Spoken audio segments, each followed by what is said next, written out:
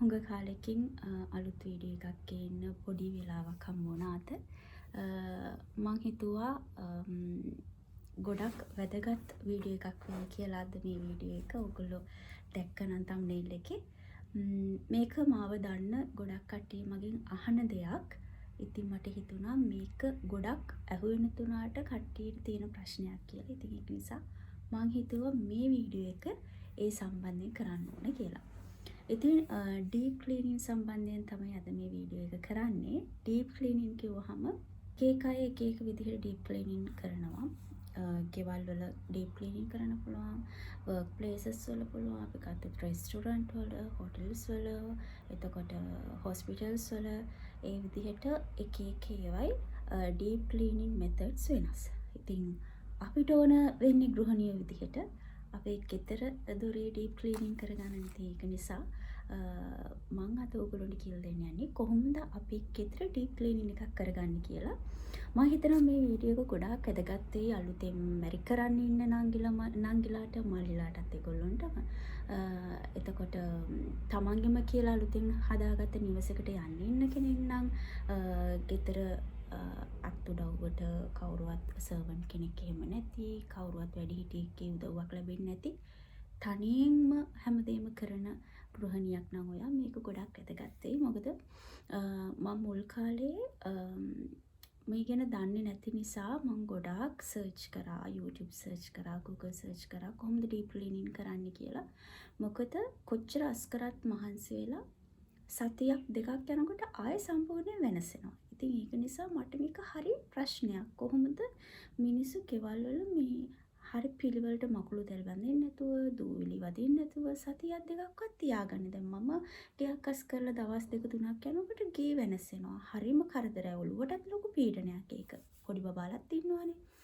ඉතින් ඒකත් එක්ක තමයි මම මේ ගැන හොයන්න ගත්තේ. එතකොට මම ඒ හොයද්දී ගොඩක් පිටරට channel බැලුවා, ලංකාවේ channels බැලුවා. ගොඩක් පිටරට ඒව නම් මට බැලුවට ප්‍රයෝජනයක් වුණේ නැහැ. මොකද ඒ රටවල් වල අර ඒගොල්ලොන්ගේ අර පරිසරයත් එක්ක ඔක්කොම වෙනස් වෙනවනේ. දැන් අපි ගොඩක් ඩස්ටි. දැන් අපේ ගේ තියෙන්නේ මේන් රෝඩ් එකේම.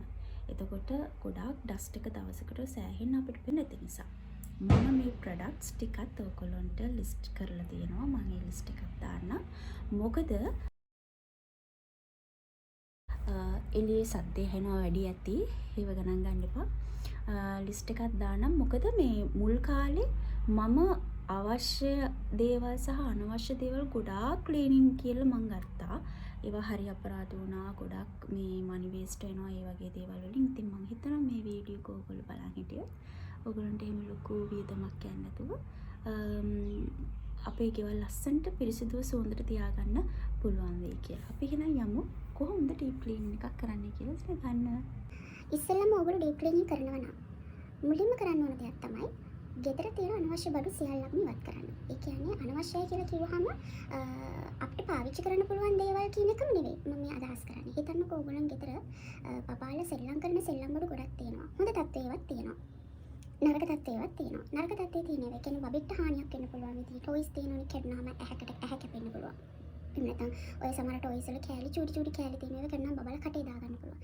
ඒ වගේ දේවල් ඔක්කොම බෑග් ඩස්ට්බින් බෑග් අරගෙන ඩිස්පෝසල් බෑග් අරගෙන ඒවට දාලා අයින් කරගන්න.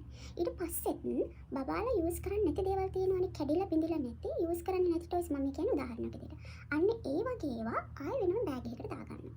ඒ විදිහට ඔයගොල්ලෝගේ ගෙදර අපි ගත්තොත් කබඩ් එකක් අඳුන් දාලා තියෙන කබඩ් එකක් ගත්තොත් ඒ අඳුන් දාලා තියෙන කබඩ් එකේ ඔයා අඳින්න පුළුවන් ඒවා බැරි ඒවා වෙන් කරලා බැරි ඒවා අයින් කරන්න ඔය ඩිස්පෝස් කරන්න. හැබැයි අඳින්න පුළුවන් වුණත් ඔයා අඳින්නේ නැති ඒවා ටික තවත් බෑග් එකකට දාන්න. ඔය විදිහට ඩීප් ක්ලීනින් එකට දවස් ගානකට කලින් පොඩ සෙක්ෂන් ගෙදර සෙක්ෂන් අපි ගත්තොත් ඩයිනින් ඒරියා එක, ඔයගොල්ලෝගේ ලිවිං රූම් එක, එතකොට බෙඩ්රූම් එක වෙන්න පුළුවන්, බාත්රූම් එක වෙන්න පුළුවන්, කිචන් එක වෙන්න පුළුවන්. හැම එකේම තියෙන පාවිච්චි කරන්න බැරි ඒවා වෙනමත් පාවිච්චි කරන්න පුළුවන් වුණත් ඉවත් කරගෙන අපි පාවිච්චි කරන්නේ නැති පාවිච්චි කරන්න පුළුවන් වුණත් පාවිච්චි නොකරන වටිනා කියන ලොකු වටිනා කියන දේවල් නේ මම කියන්නේ. එහෙම නැතුව අනිත් ඒවා ටිකක් වෙන් කරගන්න. මොකද ගෙයක් වෙනසෙන්න හැදෙන්න ප්‍රධානතම හේතුවක් තමයි අනවශ්‍ය විදිහට ගෙදර බඩු පුරව ගැනීම. අපි ගොඩක් වෙලාවට අස් කරලා ඉවරලා ඉවත් කරන තැන දැන් බඩු ඉවත් කරලා තියෙනකොට ආයෙ ගිහිලා මේක මට ඕන වෙයි. මේක මට ඕන වෙයි කිය ආයෙ ගන්නවා. මම හිම බබා පොඩි බබාලා ඉන්න කට්ටියට දෙනවා. මගේ සයිස් අඳින්න පුළුවන්. මගේ ගාව තියෙනවා ගොඩක් වෙලාවට මම අඳින්න පුළුවන් මැදුම් තමයි දෙන්නේ. මගෙන් ඉල්ලන කීප දෙනෙක් ඉන්නවා. එහෙම අයට දෙනවා නැත්තම් ඒක හරි නෑනේ. පස්සේ කරන්න ඕන දේ තමයි ඊට පස්සේ දැන් ප්‍රධානම දේ තමයි දැන් අපි රැකියාව කරන අය නම් ගොඩක් වෙලාවට අපිට හරි අමාරුයි ගෙයක් අස් කරන්න දවසක් දාගන්න එක. සමහර වෙලාවට අපි ඉතින් කල් බලලා ගොඩක් වෙලාවට අපි ගෙයක් ක්ලීන් කරන්නේ අවුරුද්දට දෙපාරක් නේ. මං කියන්නේ ඩීප් ක්ලීනින් යන එක. එක්ක අලුත් අවුරුද්දට එහෙම නැත්නම් අලුත් අවුරුද්ද පටන් ගනිද්දී. ඔහොමනේ අපි සාමාන්‍යයෙන් ගෙයක් අස් කරන්න ගන්න. ඒක තමයි නෝමල් විදිහ. ඉතින් මේ එතකොට අපි අස් කරන අවස්ථා දෙකේ මහන්සි වෙලා ඒක කරනවා. ඒකත් එහෙමයි ආයෙකත් තමයි අපි ඒක ටික දවසක් යොදා ගන්නවා. එක දවසක් තෝරගන්නවා. අපි දෙමු සැටර්ඩේ කියලා. සැටර්ඩේ දවස් තෝරගන්නවා මුළු ගේම සම්පූර්ණයෙන්ම ක්ලීන් කරලා ඉවර කරගන්නවා කියලා හිතලා දවසක් දාගන්නවා. ඔය මෙතඩ් එක තමයි මම අනුගමනය කරේ ඉස්සර. හැබැයි ඒක වැරදි. ඒක වැරදි කියන්නේ ඩීප් ක්ලීනින් එකක් කරද්දී අපි දවසක් යොදාගත්තොත් මුළු ගෙයක් අස් කරන්න. අපි මුල් පාර්ට් එක හොඳට මහන්සියෙන් කරනවා. හැබැයි ටිකක් දවස ගෙවෙන්න අපි ඔළුවේ තියෙන අයිඩියා එක තමයි අපිට තව දවසක් නෑ මේක ඉවර කරගන්න. අද දවස් ඇතුළත මේ ඔක්කොම ටික ඉවර කරගන්න ඕනේ කියලා අර තියෙන ටික අර කලින් තිබිච්ච උමනාවෙන් නැතුව ඔහි කරලා දානවා. අර මුලින් අස් කරාගෙන පස්සේ ටික හරියට ක්ලීන් වෙන්නේ නෑ. ඉතින් ඒ නිසා මම කියන්නේ කොටස් වලට බෙදා ගන්න. එතකොට ඒක හරි පහසුයි වගේම වැඩේ නීට්. කොහොමද කරන්න කියලා මම කියන්නම්. හැබැයි වැඩේ බෙදා ගනිද්දී ඒ විදිහට කොටස් කරලා කරන්න බැරි පාර්ට් එකක් ගැන තමයි මම කියන්නේ. දැන් මම කියවනේ අනවශ්‍ය බඩු ටික ඔක්කොම ඉවත් කරන්න කියලා. ඒ ඉවත් කරාට පස්සේ අපි ඉස්සෙල්ලාම කරන්න ඕන දවසක් දාගෙන සම්පූර්ණ ගෙදර මකුළු දැල් ටික කඩන්න ඕන. දැන් අපේ ගෙදර උඩ තට්ටුව සහ යට තට්ටුව විදිහට කොටස් දෙකකට තියෙනවා. එතකොට අපි හැමතිස්සෙම පටන් ගන්න ඕනේ ඉහළ මට්ටමේ. මකුළු දැල් කඩනකොට පල්ලෙහා තට්ටුවේ කඩලා උඩ තට්ටුවේ කඩලා වැඩක් නැහැ. පල්ලෙහා තට්ටුවේ කඩලා උඩ තට්ටුවේ කැඩුවාම පස්සේ උඩ තට්ටුවෙන් කඩපු මකුළු ටික ඔක්කොම පල්ලෙහාට ඇවිල්ලා ආයෙ පල්ලෙහා මකුළු දැල් බඳිනවා. මේක වෙන්න ඕන එක දවසක් ඇතුළත. ගෙදරක මකුළු දැල් කඩන එක දවසක් ඇතුළත. පුළුවන් තරම් ඉක්මනින් වෙන්නයි ඕන. ඒක තමයි සාර්ථකම විදිහ. මකුළු දැල් කඩන්න තියාගන්න එපා සෙක්ෂන් එකෙන් සෙක්ෂන් එකට. අද මේකේ කඩනවා, හෙට මේකේ කඩනවා. ඒක බොරු වැඩක්. ඔයගොල්ලෝ උඩ මකුළු දැල් කඩලා ඊළඟ සතියේ පස්සේ දවසක මකුළු දැල් කඩනවා පල්ලෙහා කියලා. එතකොට අර උඩ හිටපු මකුළු ටික ඔක්කොම පල්ලෙහාට ඇවිල්ලා ඉඳලා ආයෙ පල්ලෙහා ඉඳන් උඩට ගිහිල්ලා ආයෙ මකුළු දැල් වදිනවා. එතකොට ඊට පස්සේ සතියේදී ඔයගොල්ලෝ යටත් මකුළු දැල් කඩන්න ඕන, උඩත් මකුළු දැල් කඩන්න ඕන. ඕක වැඩ දෙකක්. ඔක කරදරයි. ඒ නිසා ඔයගොල්ලෝ එක දවසක් දාගෙන මකුළු දැල් ටික ඔක්කොම කඩන්න ඕන. මකුළු දැල් කඩනකොට හැමතිස්සෙම අපේ ගෙදර තියෙන උඩම තැන ඉඳලා තමයි කඩාගෙන එන්නේ. ඔයගොල්ලෝ දන්නවනේ ඔයගොල්ලන් ගෙදර තියෙන උසම තැන. එතන ඉඳන් පල්ලෙහාට කඩාගෙන එන්නේ. ඒ කඩාගෙන එන ගමන්ම බිත්තිත් පිහදාන්න. බිත්තිත් පුළුවන් මට්ටමට අර මේ රෙදි කෑල්ලක් හරි දාලා මකුළු දැල් කඩන එකෙම හරි කමන්නේ. මකුළු දැල් කැඩුවට පස්සේ බිත්තිත් පිහදාන්න. ඊට පස්සේ අතු ගන්න. උඩ මකුළු දැල් ටික කඩලා අතු ගන්න, පල්ලෙහාත් මකුළු දැල් ටික කඩලා අතු ගන්න, බිත්ති පිහදාලා. හරි. ඊට පස්සේ දැන් මේ සම්පූර්ණයෙන් ගෙදර මාර විදිහට ඩස්ට් මේ වෙලාවේ. ඊට පස්සේ ටිකක් වෙලා ඉන්න. ඒ ටිකක් වෙලා ඊට පස්සේ ඕගොල්ලන්ට පෙන්නේ ආයෙත් මේ පොළවේ ආයෙත් තියෙනවා දූවිලි.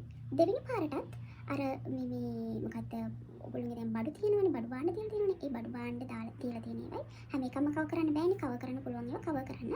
කව කරලා මකුළු දැල් කඩන්න. එහෙම කව කරන්න බැරි ඒවා ඔක්කොගෙම ආයෙත්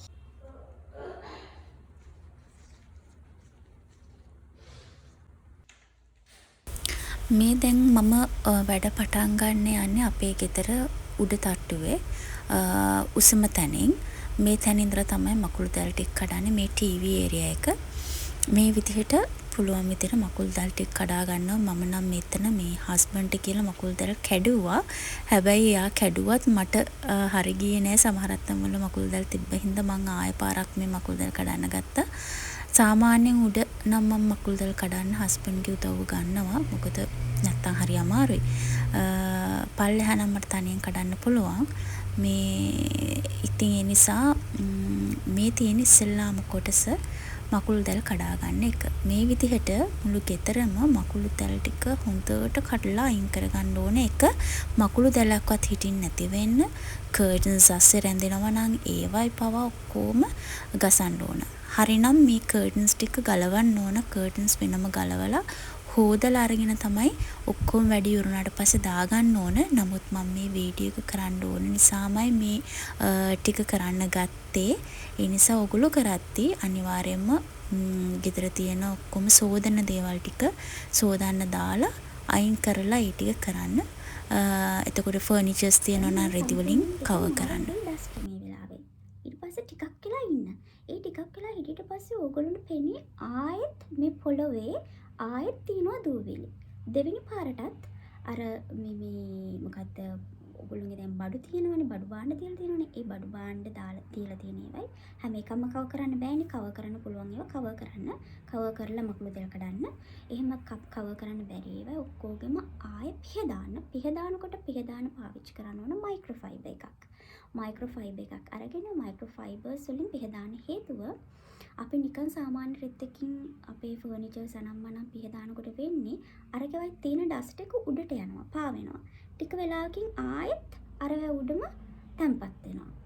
එතකොට ඔයගොල්ලන්ට පේන්නේ අපි කොච්චර පිහදාමත් දූවිලි තියනවා කියලා. ඒක නිසා තමයි මයික්‍රෝෆයිබර් එකක් පාවිච්චි කරන්න කියන්නේ. මයික්‍රෝෆයිබර් එකක් අරගෙන මතු පිට සර්ෆේස් එක මෙහෙම පිහදාන ගසන්නේ නැතුව. එතකොට අර මයික්‍රෝෆයිබර්ස් වලට හොඳට අර මේ පාටිකල්ස් මේ අර ඩස්ට් පාටිකල්ස් ඔක්කොම හොඳට රැඳෙනවා. ඒක තමයි හරිම ක්‍රමය. එතකොට මකුළු දැල් ටික කඩන්න, බිත්ති පිහදාන්න, ඊට පස්සේ ෆර්නිචර්ස් තියෙන බඩු භාණ්ඩවල මයික්‍රෝෆයිබර් එකකින් අරගෙන පිහදාන්න, අතු ගන්න. ඕක දෙපාරක්වත් කරන්න ඕන. මකුළු දැල් නම් කඩන්න ඕනේ නැහැ දෙපාරක් විතර. එකපාරක් හොඳට කැඩුවම ඇති. හැබැයි අර ඩස්ට් පාටිකල්ස් තියෙනවනේ. ඒවා අර මේ ෆර්නිචර්ස් වල තැම්පත් වෙන නිසා ඒක පිහදදා අතු ගාන එක දෙපාරක් තුන් පාරක්වත් කරන්න. ඒ process එක වැඩිපුර වෙන තරමට වැඩේ සක්සස්.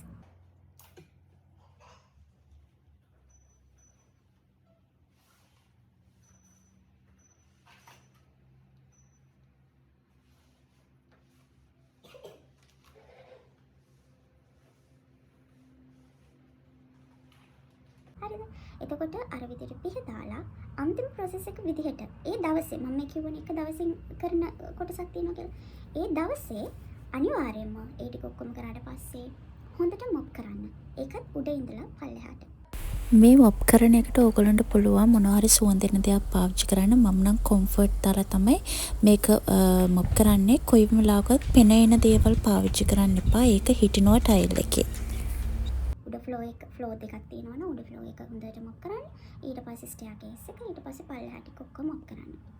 ඕක පුළුවන් නම් ඒ දෙපාරක් තුන් පාරක් කරන්න. ගොඩක් සක්සස් වැඩි. එතකොට ඔයගොල්ලන්ට දැනේ ගෙදර දූවිලි මකුළු දැල් සාමාන්‍ය හුඟක් කල් යනකම් හැදෙන්නේ නැහැ. ඊළඟට කරන්න ඕන දේ තමයි අපේ ගෙදර අපිට තිබෙන ප්‍රශ්නයක් ගොඩක් මේ හුණු හැදුන සෑහෙන විදිහට. ඒ කියන්නේ අපි වැඩි කන්නේත් නැහැ. අපි උඩ මේ පාවිච්චි කරන්නේම නැහැ කන බොන දේවල් වලට. නමුත් උඩ තමයි ගොඩාක්ම හුණු හිටියේ. එතකොට අපේ ගෙදර අපිරිසිදු වෙන තැන් නැහැ. කුණු එකතු වෙන තැනුත් නැහැ. හරිම කරදරයක් වුණා හුණුන්ගේ. ඉතින් ඒක නිසා ඔයගොල්ලෝ ඔක්කොම ක්ලීන් කරාට පස්සේ අර හුණුන්ට සත්තුන්ට මේ තියෙන විකර්ෂක જાති තියෙනවනේ. ඕගනික් ඒවා අන්න ඒ වගේ සත්තු විකර්ෂණය කරන ඔයගොල්ලෝ පාවිච්චි කරන දේවල් මම ඉස්සරහට පෙන්නන්නම් මම මොනවද අපේ ගෙදර තියන්නේ කියලා. ඒ දේවල් එන්න පුළුවන් හැම තැනකින්ම. ජනෙල් වලින් මම නම් ජනෙල් වලට තමයි දෙන්නේ. ඒ හැම තැනකටම ඒ දේවල් ඊළඟට ඒ ඔක්කොම කරාට පස්සේ මොනවද මං කිව්වේ? මකුළු දැල් කඩලා. මේ ටික ඔක්කොම එක දවසේ වෙන්න ඕන. මකුළු දැල් කඩන එක, බිත්ති පිහදාන එක, ෆර්නිචර්ස් වල මයික්‍රෝෆයිබර් එකෙන් ඩස්ට් එක ඉවත් කරන එක, අතු ගාන එක, මොප් කරන එක. හරිද? ඒ ටික අර මකුළු දැල් කැඩුවට පස්සේ ඩස්ට් එක පිහදාන තැන ඉඳලා process එක දෙපාරක් තුන් පාරක් වෙන්න ඕන. මකුළු දැල් කඩනවා, බිත්ති පිහදානවා, ෆර්නිචර්ස් ටික මයික්‍රෝෆයිබර් එකකින් පිහදානවා, ඊට පස්සේ ෆ්ලෝ එක අතු ගාලා දානවා. ඒක ආයෙ වතාවක් ටික වෙලාවක ඉඳලා ආයෙ රිපීට් කරන්න. මොකද ආයෙ කරන්නේ? ආයෙ අර ෆර්නිචර්ස් වල මයික්‍රෝෆයිබර් එකකින් පිහදානවා, ඩස්ට් එක අතු ගන්නවා, ආයෙ මොප් කරනවා. ඔය process දෙකක් හෝ තුනක් යන්න ගොඩාක් සක්සස් මේ වැඩේ. ඒ ඔක්කොම කරාට පස්සේ අර මං කියවනේ සතුන්ට දානියවත් දාන්න කියලා. ඒ ටික කරලා ඔයගොල්ලන්ට දවස් ඉවර වුණොත් ඔයාලට ඉතුරු ටික කරගන්න වෙලාව නැති වුණොත් අවුලක් නැහැ. හැබැයි ඊට පස්සේ ඔයගොල්ලෝ කරන්න ඕන ඔයගොල්ලන් ගෙදර තියෙනවනේ ෆර්නිචර්ස්. එතකොට ග්ලාස් වලින් හදලා තියෙන දේවල් තියෙනවා. ඒ වගේ ඒවායි ඔයගොල්ලෝ කැමති ෆ්‍රැග්‍රන්ස් එකක්. ඔයාලා කැමති සුවඳක් එන දෙයක්. එසෙන්ෂියල් ඔයිල් එකක් වෙන්න පුළුවන්. හොඳ පිරිසිදු රෙදි කෑල්ලකට අරගෙන මේ ෆර්නිචර්ස් වල පිහදාන්න. හොඳට ඒ සර්ෆේස් එකේ හොඳට මේ අතුල්ලන්න ග්ලාස්. මම මේ දවස්වල පාවිච්චි කරන්නේ ලැවෙන්ඩර් ඔයිල් එක. මේක ෆ්‍රැග්‍රන්ස් එකක්. මේක හරිම සුවඳයි.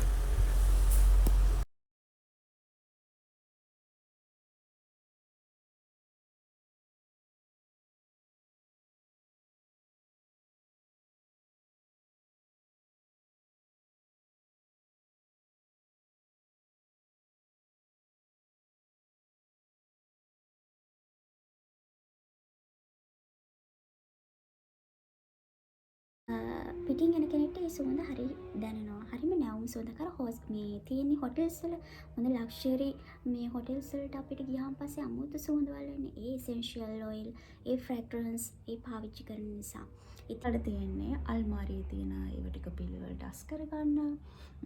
ඊට පස්සේ බෙඩ් ෂීට්ස් දානවා නම් බෙඩ් ෂීට්ස් ටික දාගන්න. ඒව හොදන්න තියෙනවනේ ඒව ටික හොදලා වේලා ගන්න. ඒ ටික සෙක්ෂන් වයිස් කරගන්න. රූම් එකෙන් රූම් එකට ඒ ටික කිචන් එක වෙන දවසක් අරගෙන කරන්න. ක්ලීන් කරන්න. මේ තියෙන්නේ මූලික ඩීප් ක්ලීනින් කොටස ඉවරනාට පස්සේ සෙක්ෂන් වයිස් රූම් වල අඳුන් නවා ගන්න විදිහ. මතක ඇතුව ඩීප් ක්ලීන් වලට ගත්ත මකුළු දැල් කඩන එක, මොප් කරන එක, කොස්ස මේ ටික හොඳට සෝදලා ක්ලෝරොක්ස් දාලා හොඳට පෙඟෙන්න ඇරලා ඒව වේරලා තියාගන්න ඊළඟ පාර පාවිච්චියට. ඒක කරන හැටිම ඊළඟ වීඩියෝ ක්ලිප් එකේදී කියන්නම්.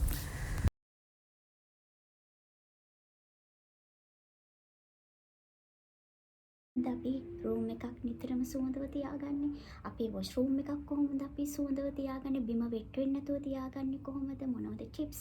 නිතරම වොෂ් රූම් එක හැඩි වෙනවා නම් කොහොමද අපි ඒක හැඩි වෙන්නේ නැති වෙන තියාගන්න ඕනේ කියන ටිප්ස් ටික ඊළඟ වීඩියෝ එකකින් කරන්න.